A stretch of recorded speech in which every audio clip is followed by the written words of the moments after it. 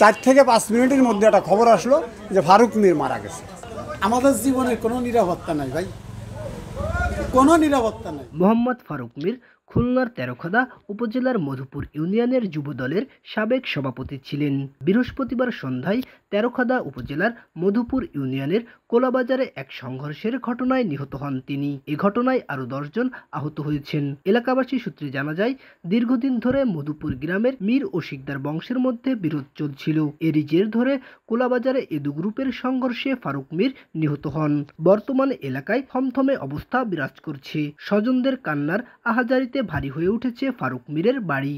আমাদের জীবনের কোনো নিরাপত্তা নাই ভাই, কোনো নিরাপত্তা নাই। মামলা এখনো করি নাই ভাই, মামলা করব কি করব না, আমার পরিবারের লোক আছে, বংশের লোক আছে, আমরা বসবো। আমি দেখা যাচ্ছে ভাই আর টারাইছি, মামলা করে আমি আরো 5 জন রোজি হারাই ফেলাই। গতকাল মনিরুল মোল্লার দোকানের সামনে দেখলাম অনেক আমাদের সব আওয়ামী লীগ কর্মী মনিরুল মোল্লার দোকানের সামনে কেক ও আরসি খাই করতেছে। হঠাৎ করে ওরা উঠে যাইয়ে এই দিক বড় মানে উত্তর বড় রওনা হয়ে গেল। রওনা হয়ে যার 4 থেকে 5 মিনিটের মধ্যে একটা খবর আসলো যে ফারুক মীর মারা গেছে। তার জানাজা শেষে বিএনপির তথ্য ও প্রযুক্তি বিষয়ক সম্পাদক আজিজুল বারী হেলাল এই হত্যাকাণ্ডের যথাযথ বিচার দাবি করে বলেন, ফারুক মীর পরাজিত ফ্যাসিস্ট সরকারের দোসর কর্তৃক নিহত হয়েছে।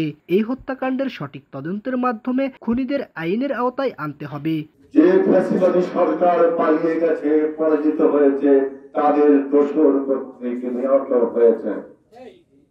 আমি প্রশাসনের কাছে আবেদন জানাবো, কোন নিষ্ক্রিয়তা বা শৈথিল্য দেখাবেন না। তার জন্য কিন্তু বিচারের কাঠগড়ায় সবাই দাঁড়াতে হবে।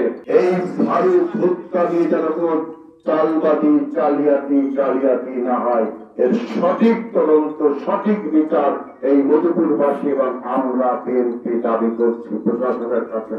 এছাড়া খুলনা মহানগর বিএনপির আহ্বায়ক শফিকুল ইসলাম মনা ফারুক মীরের পরিবারের প্রতি সমবেদনা জানিয়ে বলেন, ফারুক মীরের খুনিদের এই বাংলার মাটিতে বিচার হবে। এই যে ফারুক মারা গেছে, তার ছোট্ট পরিবার তারা ধৈর্য ধারণ করতে পারে, আর আল্লাহ রাব্বুল আলামিন তাদেরকে ধৈর্য ধরার তৌফিক দিন এবং এই খুনিদের বাংলার মাটিতে বিচার হবে, এটি আমরা আজকের দিনে আপনাদের সঙ্গে বলতে চাই। SM. Rohan, voice of tiger.